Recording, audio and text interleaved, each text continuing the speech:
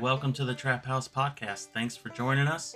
If you haven't already, please like, share, and subscribe on all social media platforms. And now a quick word about our sponsors. We have Duke Traps with us. Check out duketraps.com.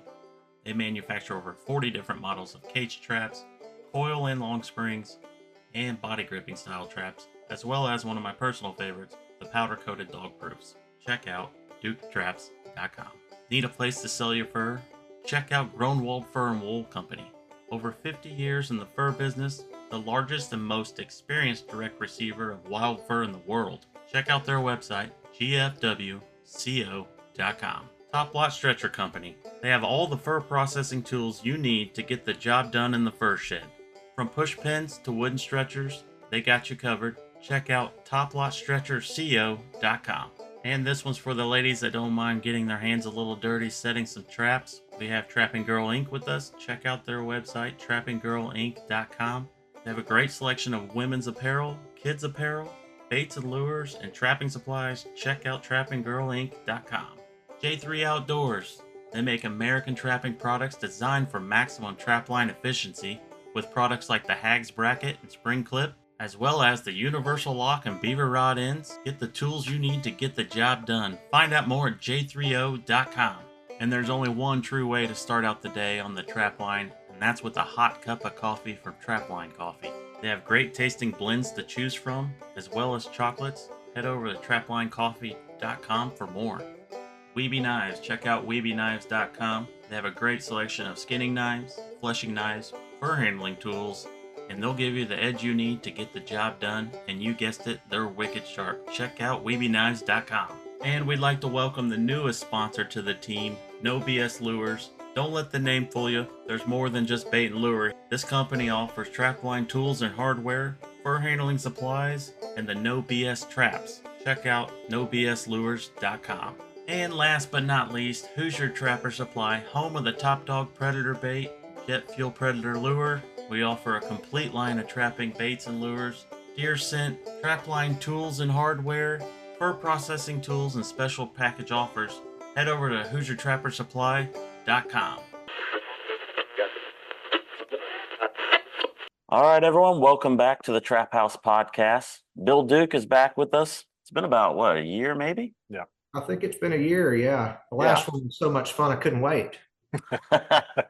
And he wants to lie on here. You were such a great guest that we needed to have you back. So,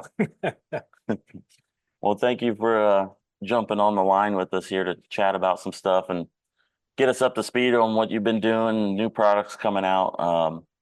But for people that missed it, can you kind of just real quick kind of give us the Duke family origins and how you started this whole trapping supply setup? Yeah, sure. Yeah, I'll be glad to do that. So I'm a third generation in the family business. We started in the pecan business and the fur business, and in the mid 80s expanded into animal traps. We were already a dealer of a Victor dealer and a Northwoods trap supply dealer, but decided to go on our own and develop our own trap. But our origins go back quite a bit further than that. My grandparents founded the company and started out in very, very humble beginnings. They operated a little store on the other side of town, and it was just a little grocery store, and started buying pecans and fur out of the back of the store as a little side business to the store. And then over time, the fur and pecan business really became the primary one that we focused on. And of course, Charlie was around during the 70s, and that was a time nobody could ever forget. It was a boom time. We were one of the biggest fur buyers in the Southeast, and bought fur all over Mississippi, Alabama, parts of the Florida Panhandle. So fast forward to the mid 80s when we developed our first trap. It was a 1.5 coil spring, one of the bigger sellers at the time. And, I like to say we got in right at the peak, or just pretty close to the peak. The fur market, as we all know, is a cyclical business. And when those cyclical highs happen, it attracts a lot of people. And when the inevitable shakeout happens, there's a lot of pain to be felt, as we all know that we're the ones of it still in it today. We're all just survivors, is what we are. Yeah. So we expanded the product line through the down seasons, 88, 89, 90. Those were very, very weak years. And then just happened to stay in the business where a lot of people got out of the business. It looked like at the time, maybe it would just go away. But fortunately, the fur business did improve and has had a couple of other economic rebounds over the years that we've stayed in it. I guess we stay in it because it's where our passion is. Mhm. It's my grandparents started it, and my dad is still actively involved in it. Loves buying fur. The people he's been buying fur from, he's known for forever, and something he's just attached to wanting to do every year. I can't wait to get his fur buyer's license and start buying fur to carry on that tradition. Mhm. So that's a little bit of a background of from how we got started and how we got into the trap business. Yeah. Yeah, I remember those years very well in the 70s and the early 80s, and it was like you could sell anything that had to do with trapping supplies. You could, if you were buying fur, if you made a mistake, usually the price went up enough to cover, cover something that wasn't bought maybe the way it should have been, and that was crazy times. And I don't know that we'll ever. I mean, I kind of hope we do, and I kind of hope we don't. But if we'll ever go through anything like that, quite like that again. Of course, the most recent would have been that 2012, 2013, right in there, and it just wasn't very, didn't last very long, So prices were quite good in those couple seasons, So Yeah, for sure. I remember those years very, very well, just like you do. I don't know that we'll see history repeat itself, but maybe we'll see some things rhyme. hmm yeah, it was pretty much in those days. I mean, it was pretty much across the board. I mean, virtually everything was in demand. I remember going to a John Johnson's Cambridge Hide and Fur up in Wisconsin back in the 70s, and they'd have stacks of nutria in there. It's like, it was just. I love hearing all these old stories. Yeah, I'm still the new guy around after 20 years, even in this world. But when you hear everyone tell all these stories about the good, when the fur was really booming, that's pretty wild. So I mean, it kind of just struck me that here's this guy in Wisconsin with all these thousands of nutria skins, or whatever. So. They sure didn't come from there. No, they were from down south somewhere. So. Right, probably from Louisiana. Yeah. The did you guys ship anything to Hudson Bay? Not consistently, and of course, a lot of the knowledge I have is going to come from my father, who told me the stories of how things were. The people that were hooked up with Hudson Bay were often the best people to sell to, but a lot of them ultimately ended up getting hung up from the down cycle when it came, because a lot of them were taking advances, and when the fur eventually sold, it didn't bring what was advanced on it, which we could probably tie into what happened to NAFA few years ago. That was a similar circumstance, just on the ranch fur side. Right. So for those of you that explanation of an advance was you would buy fur, take your fur to the auction, and then they would just advance you back money so you could continue to buy based on the value of what you had just sent. I think some of the guys, they were very liberal with advances in a lot of those years, and of course they became much more conservative as things corrected itself. But so you can see if things hit a snag where you're at on an advance, not only are you not paying your advance back in full, but you didn't have any money to operate on, or maybe even eat supper on. I don't know. So and then it got even more complicated if those dealers had originally borrowed money on land or farms or something, and then they took that money. There was a lot of leverage in the system, and I think we probably just didn't realize how much there was. Right. Yeah. Yeah. I mean, there was guys. I mean, you take Ed Bauer and well, John Johnson, some of those guys. I don't think it was anything for them to spend $1 million in a short period of time. So. Oh yeah. That's hard to imagine these days because we just don't see those numbers. But the days of the 24-hour fur buying operation like Ludy Shed operated was really quite an interesting thing. Yeah, yeah. And I remember going up to Cambridge, and basically, I think they had 60 employees, and they basically worked 24-hour, 3 shifts. It was just crazy. All for fur processing, So oh yeah. Yeah. It's the thing I regret the most, and I was never on that level, but we did buy a lot of fur, was I didn't take that many photographs. I didn't take very many pictures because I guess you kind of think, of course, it's not like, you got your phone now and in your pocket. Yeah. Everybody's taking pictures of everything and video and whatever. So it wasn't, but I guess you kind of take it for granted that it's just going to be around like that for a while, So of course I was pretty young too. Well, yeah, I feel the same way. I'm not big on taking pictures. Most of what I have is just in my head. But when I'm around people that take the initiative to do it, I appreciate that more than anything they realize because at least they're recording that memory. Well, just like some of what we're doing right now, or at least we're recording that memory that will hopefully outlive us. Right. The reason I asked you about Hudson Bay, there was a sale.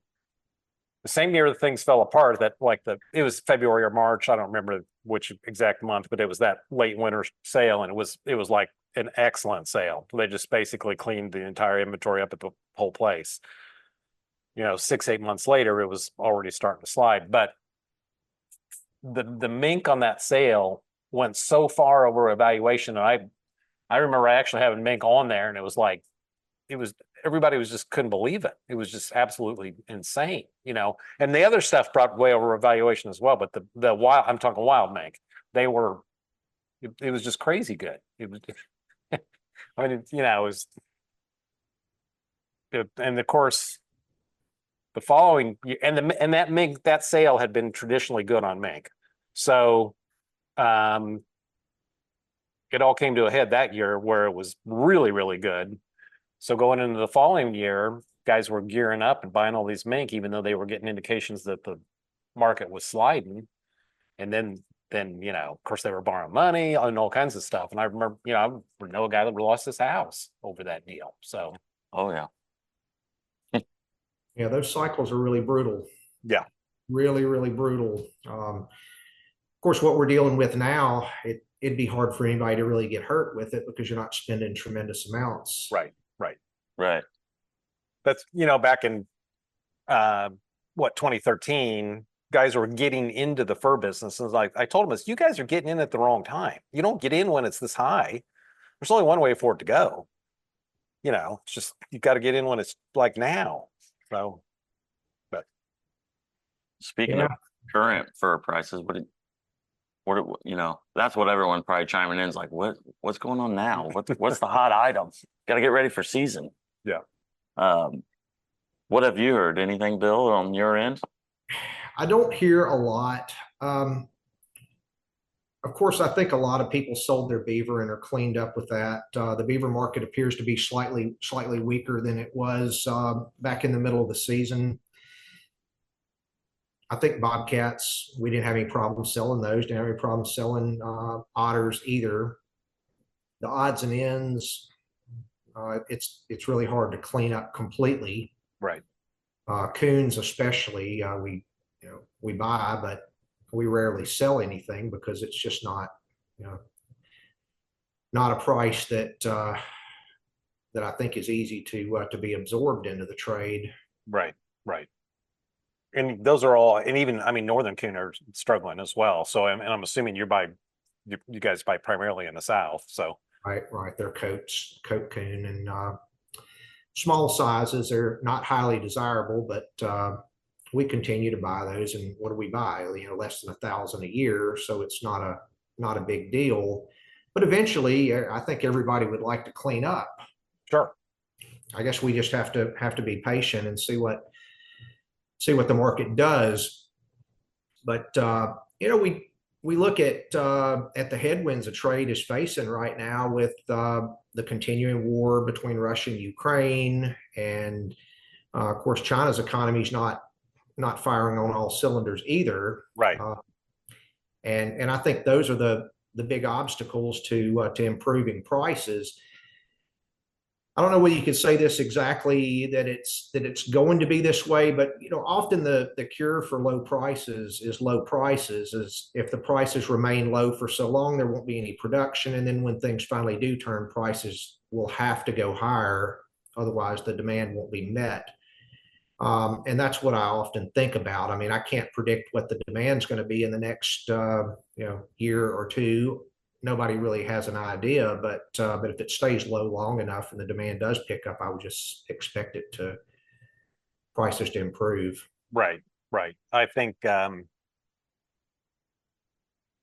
ranch mink inventory continues to go down, which that's one of those things that the production costs are higher than what they're getting for the skins, even now that they have edged up some. I don't think they're at a break-even point yet. So yeah, for most of them, I don't think they're at a break-even point either.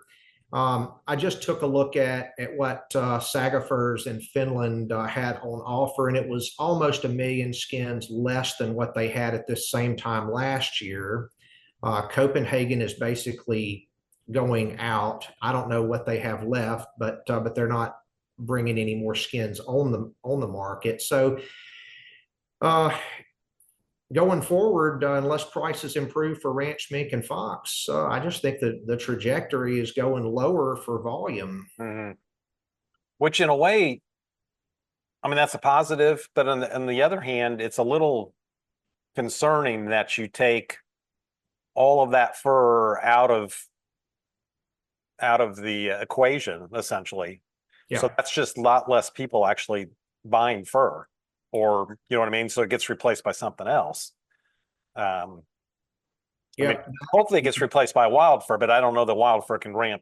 I mean, well, it can ramp pretty quick, but yeah, that's a lot of fur that is not being produced. So if there turns into somewhat of a demand. Yeah. And wild fur, it can be ramped up. Right. It's not like a mink farmer that has to retain breeding stock from year to year. Once they pelt out, they're gone, and they're probably not going to get back in it. Right. It takes years to ramp up production in that and sustain prices for them to justify doing that. So maybe we're a little bit insulated that we can ramp up production. I mean, if you put the word out that coons were going to be $20, you'd have an army of trappers out going after coons. It would not take long. Right. And I think that's that's immediate. Essentially, within 12 months, you can have a bunch of stuff on the market. So and I think that's what happened with the beavers, because the beavers, the market got out there. The word spread pretty quickly, and I think that's probably why it's a little softer now, because there was quite a bit of production last year. So yeah.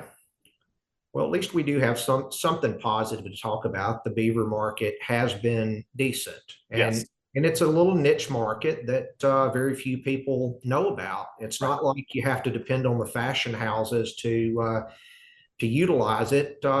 It's primarily Western hats. Right. Yeah. Thank goodness for the show Yellowstone. Oh, we got to count our blessings every day. Yeah, exactly. So, and most of you already know that Yellowstone obviously became quite popular as a cowboy show, and that's what's selling cowboy hats, and cowboy hats are made from beaver. So that's we talked about that. Yeah, for the very few of you that don't know that, there's the explanation. So how are the shows this summer, Bill? Oh, I put a lot of miles on my vehicle and didn't spend a lot of time at home. It was, I guess it all started out. I went out to the Western NTA convention in Glenns Ferry, Idaho. It was a decent attended show.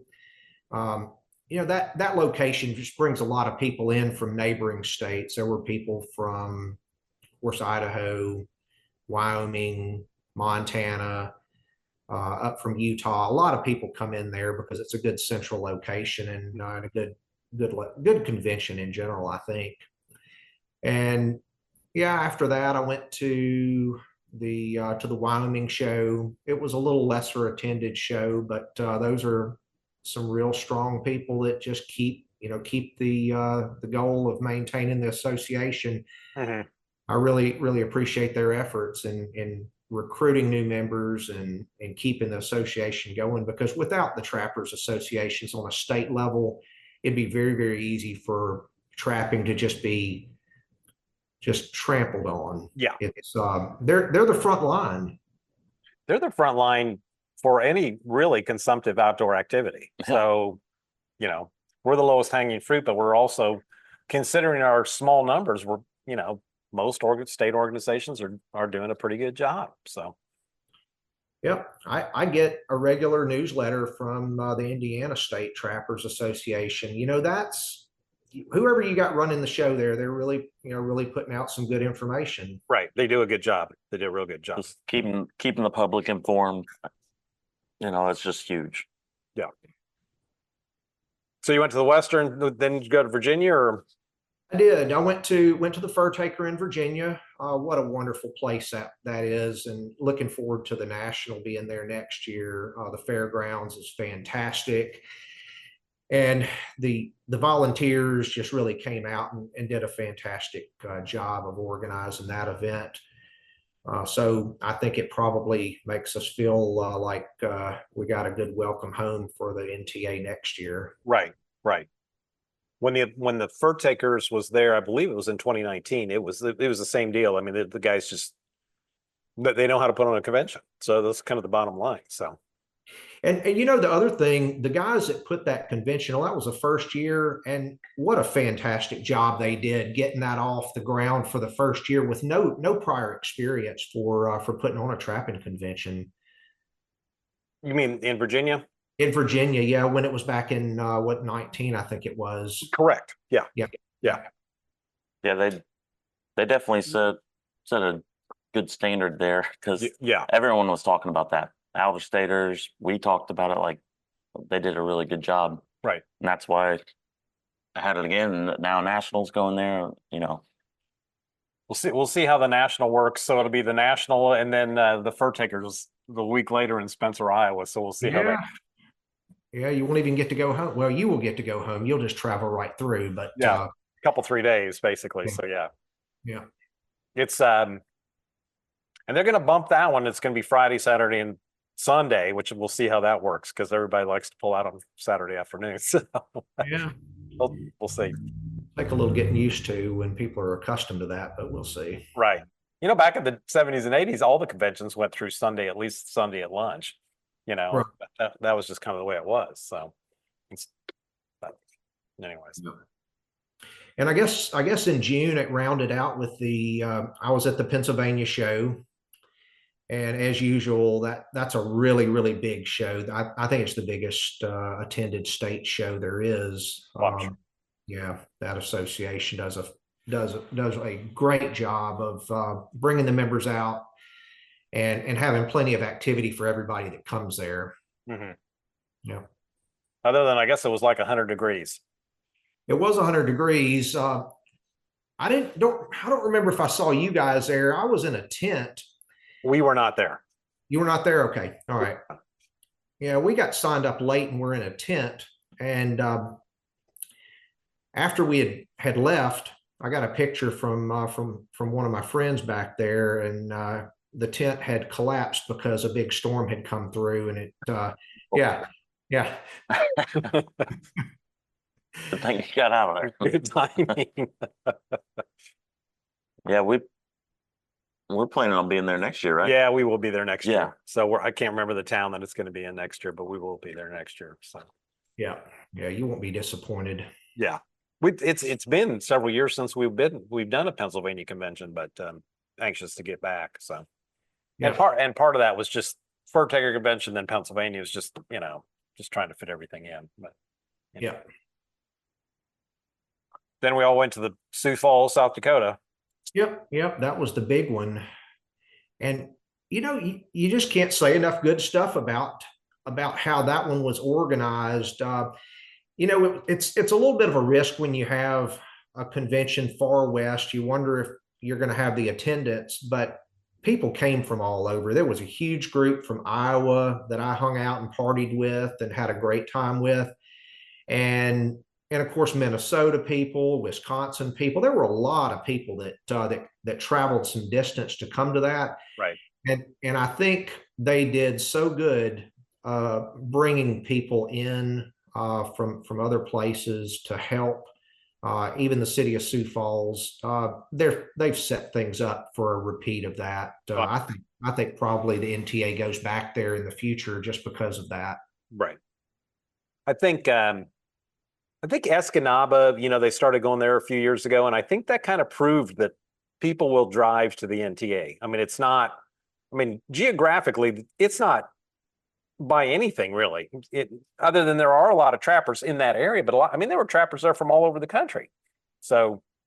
And that surprised us so much going to Escanaba when it was announced it was going to be in Escanaba. We even have friends in Michigan, and they said, well, Escanaba is a really nice place, but it's so far away from everything. But after it got organized, people drove there because it was a destination. And I think that's often the key to having a successful convention. It's got to be a destination where there's something for everybody. There's something for mom and dad and the kids. And yeah, so right. That's a good way to do things. Right. Yeah, it's a great vacation area. You can go up there and, take the whole family. And that was kind of the thing at Sioux Falls. We talked to a number of families and a number of couples that were just going to go, at minimum, go to drive to the Black Hills, make a loop. Some were going to just do the whole Western Loop, go to Yellowstone and the whole thing. So there were a number of that we had talked to that were just going to continue that trip. So kind of gave them the excuse to take their Western trip. So. Well, it was a fine excuse to do that. I think it's set up for going back there again.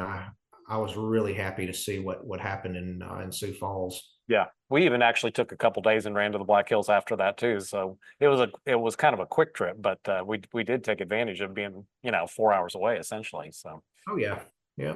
But, and aside from that, South Dakota has been such a good partner to the outdoor people. It's one of the most free states that we have, where people are allowed to live their lives without a lot of interference, and they value what trappers are doing too. Right. Yeah. Yeah, we had a blast out there. Yeah, we did the whole Badlands thing, and I always wanted to trap out there just to have that scenic background. Yeah, that'd be pretty cool to catch a coyote out there. Yep. Speaking of Sioux Falls, though, I'm kind of switching gears here. I got my hands on some of the new traps you got rolling out that you had on display. What's the feedback been so far? Everyone getting kind of excited about it, or? The feedback is way better than I even expected. When I was on the show with you guys last year, I talked about it a little bit, but I didn't think that it would be as big of a hit as it's turned out to be.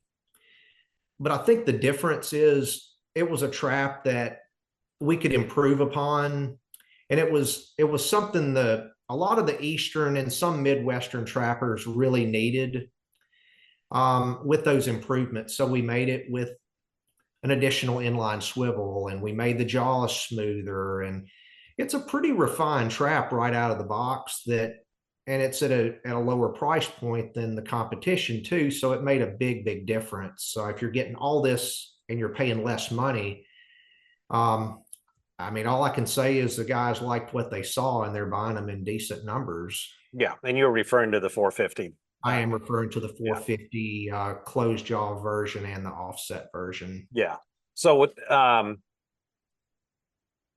of course, this will be the first season that we're selling them, and that we're selling some already. I'm assuming the closed jaw is selling better than the offset jaw in that small of a trap, or it's around 50-50. Yeah, it's around 50-50. I have some dealers that say they're selling 60-40, 60% offset, 40% closed job. But I guess it just depends on where they are. Mhm. Yeah, it is a very nice trap for sure. And Yeah, I got a feeling there'll be a lot of those flying off the shelf. yeah, yeah, Yeah, I mean, yeah, like I said, I didn't really, have a lot to say about it. I knew it was something we needed to have, and we talked about it a little bit, but it really exceeded my expectations of what of what its potential was. hmm Of course, the Duke dog proofs. That's a crazy seller. It carries on. That's all you can say. It carries on. It's one of the biggest innovations in trapping, and it's changed how people trap. Right. It's made it easy for people to be successful. And like we were talking just before we went live, people that have relatively no trapping experience at all can take a trap like that DP and put it out and be successful with it. And then once they get the trapping bug, they can start on coyote traps. It's maybe a gateway to getting people involved in trapping. So easy. Right. Oh yeah. Right. I mean, for sure, over the years, I mean, that guys will come in, they got a beaver issue, or they got, maybe they got a coyote issue or whatever. They're not trappers at all. And of course, raccoons is a big one because everybody wants to protect anything from their garden to their chickens to, just whatever. And they get the bug, and then they just become trappers, so that's a common story. It's so common. Even Stu Miller, that's how he got involved. You guys know that. Yeah. Yeah. If you're passionate about something and trapping helps that passion, you can be a trapper. Yeah. Yeah. And you can be a pretty good one too. Yeah. Yeah. Exactly. Yeah. I'm trying to think. I mean, that has to be the biggest game changer in the past. Yeah. How many years? Yeah. Ever since DP started rolling out. I love that you guys powder coat them though. It makes the cleanup easier. Yeah. It's a great price point. And they hold up a long time, so the powder coating does. Yeah. And it's rare that anything goes wrong with those traps. Right. There's very little that goes wrong. They're just such a solid piece. Right. And the mechanics of it are still simple, so it doesn't have a lot of moving parts to it. So that really helps, I think. But yeah. So I'm talking about Stu. I guess he flew up to Sioux Falls with you again. Yeah. We had to twist his arm a little bit.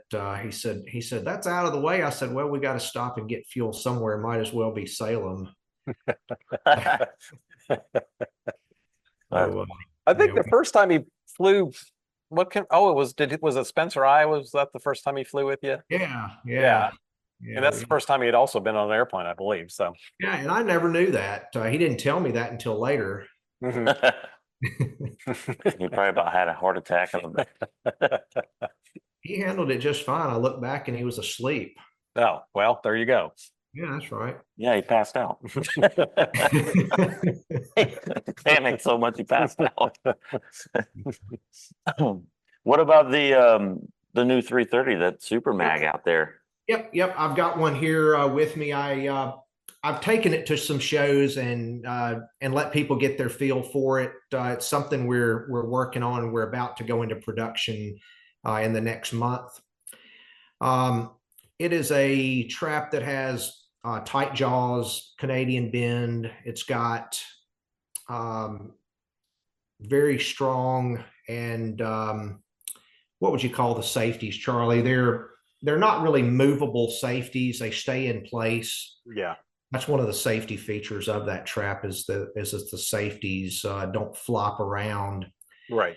Yeah. Or like with anything, like we did with the 450 and like we did with with any of the traps that we come out with, we just decide to do things a little bit better if we're patterning it by something that's already in existence, we try to make an improvement and also keep that price point because everything's got its weak points. So I did bring one with me here, and we can see it on camera. So it has a very tight jaw closure. It's got the spring safeties that stay in place. Right. When you put them in place and turn it upside down, they stay in place. That's pretty critical, especially on a trap as strong as this. And we're keeping the good things, like we think our trigger is a very stable trigger wire that doesn't easily break. So we're going to keep that. We're even going to put a cable for attaching. That all comes standard on it, and come in the market at less than $300 a dozen. And I think that's what what a lot of people would like, and I think it'll attract a lot of attention too. Yeah. So when do you anticipate those will be available? I think we'll have those available January 1. Oh, okay. Okay. Yep, I think January 1 is the target date. If anything changes, I can let you guys know, but that's what we've been aiming for some time now. Yeah. One thing about those traps like that, there's no room for error. You do not want to get caught in that trap. That pinch is pretty good. You don't want to get caught in that. And from our perspective too, we don't want to make any mistakes either while we're developing it. So we're taking our time and making sure that everything is going to be right from the beginning. As tight tolerances that trap has, it needs to be that way. Yeah. There could definitely be issues if it wasn't right. So yeah. Now you're doing a full line of that style, right? All sizes, but 330 first. That is the plan. The 330 is the first, and then we're already looking at 220, and then we'll look into the smaller sizes after we get those done. Okay. Yeah. That's the progression, and then we'll have a full line of what we're going to call it is a super mag. Okay. So it will be spring strength pretty similar to a standard 330 on the spring itself. The springs are the same, but they're formed a little bit different because it's going to be a tighter fit in the jaws. Right. Okay. Spring eyes are going to be a little bit smaller because they have to remain in that position so they don't slide over the corners. Right. And the few things we've put that trap to the test. We sent it up to some big beaver trappers in Iowa, let them test it out on their line. They caught some beavers, they caught some turtles, and they really didn't have anything major that came back on it. It was about like the expectations they had for a Belle Isle, not a lot different from that. Mm-hmm. And if it performs like that in the field, I think we're going to be good with it. Yeah. It's a good looking trap. The ones that you had on, I guess we saw it first in Virginia, I believe. So yeah, that was the first show I had it at. Yeah. You had mentioned the Fur Takers College. Have you been to the college, Bill? Or? I've not been to the college, but while we were talking about events, I thought we should spend a little time because you're an instructor, right? Yeah. And, I have such a high opinion of that event. What you guys are doing to train people in the proper way and get people to understand all the different techniques that matter. Right. You take somebody that has relatively no experience and you grade them and you put them in this group, and then you take the higher experienced guys and they go in this group, and you really advance everybody along. It's not like somebody falls behind if they're right. They're put where they need to be to maximize the knowledge. Right.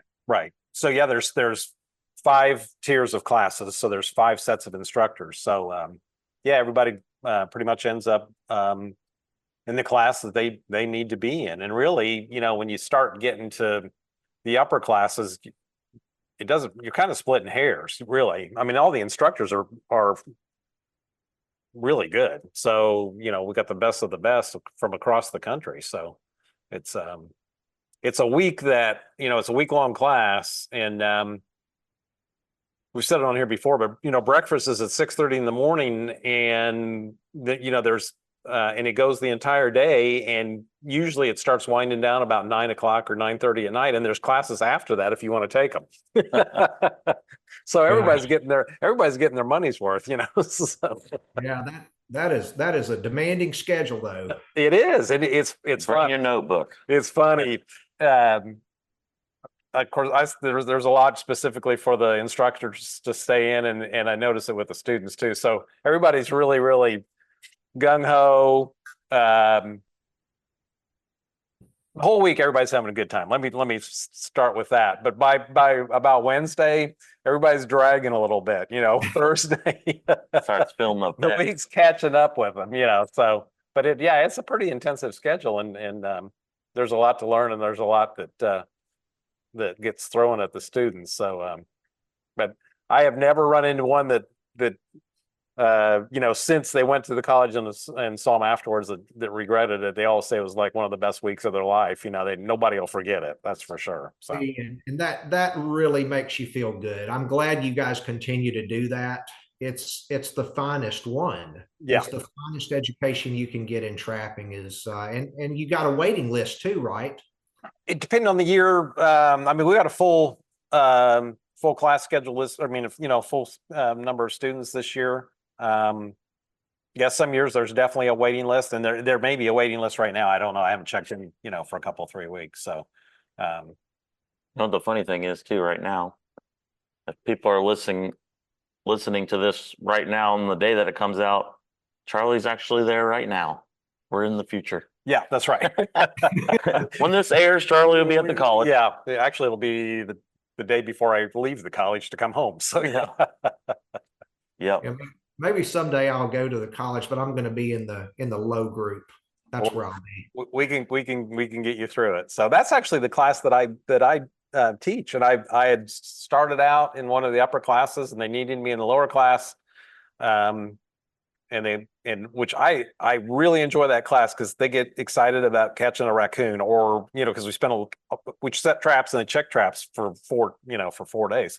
So I really appreciate that class, and they're all like a sponge for information, and so anyways, I stuck it out with that first year class because I really enjoy that class. Some of them students is literally the first animal they've ever trapped in their life, and it can be a possum, and you would have thought it was, the trophy of the century. That's cool, and they get fired up. I feel really good about that, and I know you guys do too. Yeah, it's a great feeling, and then run it. Some of them will come to a convention. Some came to the convention in Virginia that were from Pennsylvania that had gone to the college the previous fall, and they were basically just taking that information to go back, and they were through the Pennsylvania, whatever they call it, Department of Natural Resources in Pennsylvania. I don't know, it's Pennsylvania Game Commission. But anyways, they were kind of just using all of that information to go back and then help with their trapper education program. So it was like it just keeps essentially paying it forward because they were going back and educating trappers too. So yep, it comes full circle. So yep, for sure. So glad that program continues. And there are others that are also making a meaningful impact on training trappers in the proper techniques. One that we've been really impressed with was the Wisconsin women's trapper camp. That's another one that they have a waiting list. Yeah. And the stories they tell, they have an outstanding time. Yeah. It's a lot of I guess a lot of them would be women that are married to husbands that trap, and they're interested in learning about trapping, and they get that instruction from other women. They enjoy that, and they have a lot of fun too. They come back to me at shows and say just how much they enjoyed it, and thank us for the things we did to help make it possible. Yeah. It's I think, and a lot of guys, at the Trappers College, there's basically 60 students. So you've got, and it literally come from all over the country and out of the country. We've had people as far away as Spain, South Africa. It's within the country, but Hawaii. So, we have people come from all over there. So just the conversation and the networking with all the other students there is invaluable, and a lot of them will have develop, lifelong friendships with these people. So, which is very cool as well. So, yeah. Yep. Yeah. Yeah, that from my perspective, it was kind of unique and different. I wasn't there as a student. I was there for like 3 or 4 years as a photographer for social media stuff for the FTA to post. So I had the opportunity to go to like every class and pick up a little bit here, pick up a little bit here. So it was, I mean, I'd love to go back as just a student though. Yeah. But that was awesome. Yeah. Well, it needs plenty of exposure because that's good for letting other people know what's out there. Right. You probably have more applicants than you can reasonably handle in a season if you get enough exposure out there like that. Right. And just go to furtakersofamerica.com and the information's on there. You can email or call Christina. She's the one that takes care of registrations and gets people on the list. So and it is a good idea to ideally, if you can, to commit to it fairly early, and then because it does fill up, and a lot of times there is a waiting list. So yeah, for sure. It would another couple of events I wanted to talk a little about were Neil Olson's New England Trappers Weekend. I've been going to it now. This is the 3rd year, and wish I'd been going to it, years before. It's 46 years that convention has been going on, and it's held in Bethel, Maine, every year, usually August, and a fantastic time. And that coincides with the Eastern NTA as well. Did they do that this year too, or? It did. It sure did. It was the Northeast. The officials from the NTA were there, and they partnered with Neil Olson on that convention. Yeah, it's people tell us stories about how that convention used to be, but a good illustration is maybe Woodstock for trappers, where people are coming in from all over New England.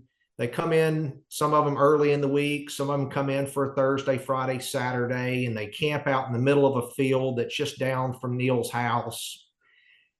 And they cook and they drink and they just have a fantastic time. So it's one of those things I wish I had started going to a long time ago. But Maine is a long way. It's a long way for most people to travel. But I think everybody should go to it at least once. Yeah. See that. Yeah, it's definitely on our list. But there again, it's a long ways. I mean, and I don't have a problem with driving a long ways, but it is just to fit one more thing in. But I've never heard anything bad about it. It's always people are ranting and raving if they get the chance to go, so. Yeah. And then the other one that I think we have to mention is what Don Powell's been doing, Minktoberfest. What a great group of trappers. And, we all appreciate and know it takes a lot of work to put on these conventions. And I make sure whenever I get my invitation, I send the money in right away because I want to be there. Yeah. I'm this year we are actually, and I haven't fully committed, I guess. So hopefully he's got space because we're thinking about going out. So but I have not sent the money in yet. So we'll see if there's availability. But if you go, you'll have a great time, no doubt. Yeah. Every time I see him, he's like, Charlie, you got to come out. And then there's always this rumor, it's like, well, this might be the last one. So I don't know, but That's how they keep you coming back. Yeah, that's right. That's right. The last one. Yeah. But So what makes that convention so good is the way Don just sets the tone for it. Anybody can get up and talk about a trapping technique without being judged, and everybody just has an open discussion, and it's an open forum for anybody to feel welcome. mhm, I think it's probably because he doesn't choose real difficult people to go there. mhm. He chooses, people that are easygoing, respectful of others, and choosing that group like that. I think he's managed to have one of the finest trapping. I guess you would call it a trapping sharing convention. Yeah, yeah. It's not a convention in the standard sense of the word, though, that we're used to, I guess, in a typical trappers convention. But Yeah. um, the way I understand it. But yeah. So, anyways, we're going to try to get there. So, Yeah. are you going this year? I am. I'm going there. I get picked up. Dave Eccles and I ride up there every year, and he swings by and picks me up in Pittsburgh, and then we make the trek up there. It's always a lot of fun. Yeah. Hmm. And mentioning Dave, he's one of the instructors at the Trappers College as well. So, Yep. I get to see him just right after you guys get done with that, and it's funny to me. He says, "Man, I am just wiped out." He says that about every year. He's like, "Man, I'm just wiped out." He says, "I just came from the Trappers College, and we were just going nonstop, and then I'm going up here." He says, "I don't know how much I can stand, but I'm going to try." yeah. I'll tell you what on Dave. I believe it was the first year that he came as an instructor. He helped with the class that I helped with, and he was in Maine bear hunting. So he leaves the bear hunting camp and drives from there to, northern Indiana to the Trappers College. So he was already like, Running on fumes. running on fumes essentially when he gets to college, and then that college's schedule's a pretty full week. So Yeah. he didn't mention that he was dragging or anything by the end of the week, but he had to be. So, He didn't want it to show. yeah. Yeah, that's great. Yeah, I'm usually all these conventions and stuff that heck, by the first one is kind of gets me going, and by the tail end of it when it's like now, like I'm ready to go. I'm ready to go set traps. Yeah. It's that time of year, it feels like. So or at least getting prepped, get your stuff prepped, Well, at least the weather's starting to turn a little bit up in your visit. Yeah. Get a little cooler. Yeah, we're gonna have like 40s this upcoming weekend for a low. So that's it won't last very long, but we're gonna have a little taste of it, so. Yeah.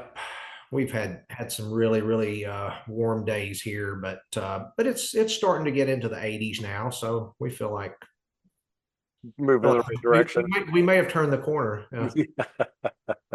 That's awesome. Bill, when people, we can kind of wrap this up, but when people tell me, trapping's dying, it's a dying breed, nobody does it anymore, they're just completely wrong. You know what? It's just.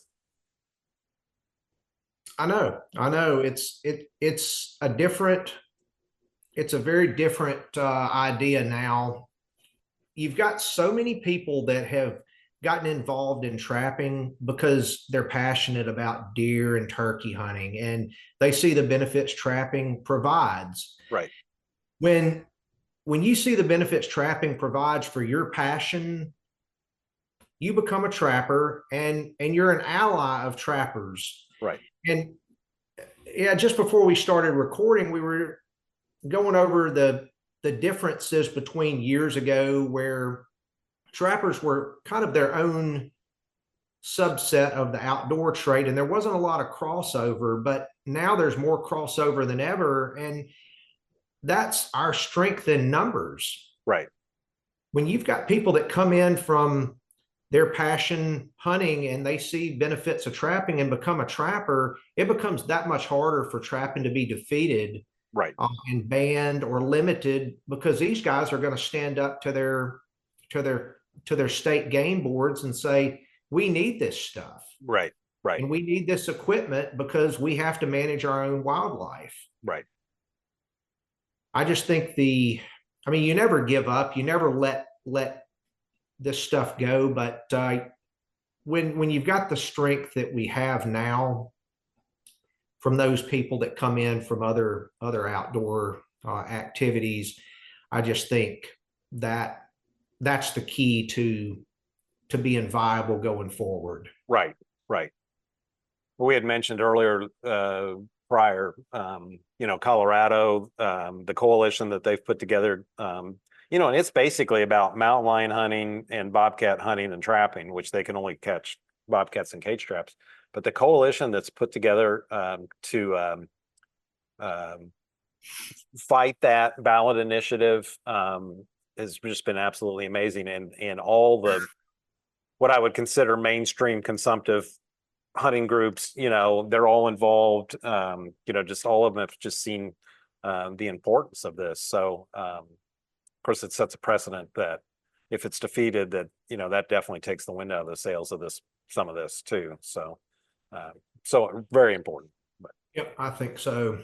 Yeah, and we had mentioned earlier, you're talking about the guys that want to just trap the predators on their hunting leases or whatever, and those are and a lot of them. They just become trappers, say, well, now I just got to get my deer hunting out of the way so I can start trapping. So we hear that all the time too. Oh, you do. It's what they fill the gap between seasons with. Yeah. We have lots of people that they reach out to us when deer season's over with, the 31st of January, all of February, March. They're out there trapping predators. Right. We see it up here a little bit earlier. Usually it's right after Thanksgiving, is when guys start. I mean, deer season's still in, but the bulk of it's over. The main gun season's wrapping up, and that's when guys start switching gears and they want to start trapping, so it's just part of the outdoor activity that they do. That's just, that's what they're going to do when the deer season's winding down. So, which it's good to see, and it's like you said, it's just great to have this expanded base of trappers and people that are interested in trapping that came from hunting or some aspect of hunting in a lot of cases. So, but yeah. Well, the strength of those numbers, when you consider all the outdoor trades, whether they be deer and turkey hunting, there are less and less people all the time. Right. I mean, they're faced with the same thing that trapping is faced with, that it's a graying art. Mm-hmm. Younger people may not be totally interested in it at all points in their young development, but people get involved in it. Right. They learn, and then we expand our ranks. Right. Fortunately, we've got, and that's changed in the last several years too, is we've got some really good advocates for trappers that are not really in the trapping industry. So, for instance, Steve Ranella on Meat Eater, I mean, he is a great advocate for trapping, and he doesn't go to the NTA or the FTA or anything like that. But, and I think everybody would like him to be, but anyways, he's a trapper himself. And of course he had Stu on his podcast, so, absolutely. Yeah. I mean, and there's he's certainly the one that is has the biggest audience, has the biggest reach, anyways, he's done a lot for trapping and obviously introduced a lot of people to it, so yeah. But I've kind of got a theory too, about the young people that are involved in trapping, that they're basically, it's different. So they don't really go to conventions per se, unless there happen to be an NTA right there by them. They're not, maybe they're on Trapper Man, maybe they're not, but they're all like YouTube learners, and they're out there, but they're not as visible, I think, in a lot of cases as they, as we were like in my generation for sure, when the only place you could go learn about trapping was at a trappers convention or a minimal few books that you could buy, so, and YouTube's got all sort through it, but it's got lots of information on it, so. And that is how you're going to bring people into it is through that social media outreach. I know it's happening. Right. You guys know it too. I mean, your YouTube program is bringing people in. Yeah. Yeah. Never have there been as many resources in learning how to trap as there are right now. I mean, you just sit down and watch YouTube videos and you can get a pretty good idea of what's going on. Right. Right. Exactly. And it takes a lot of the mystique out of it, so it's less overwhelming yeah, for a beginner less, to be able less to, overwhelming. it's So, like yeah, this. yeah, I can do so, this. yeah.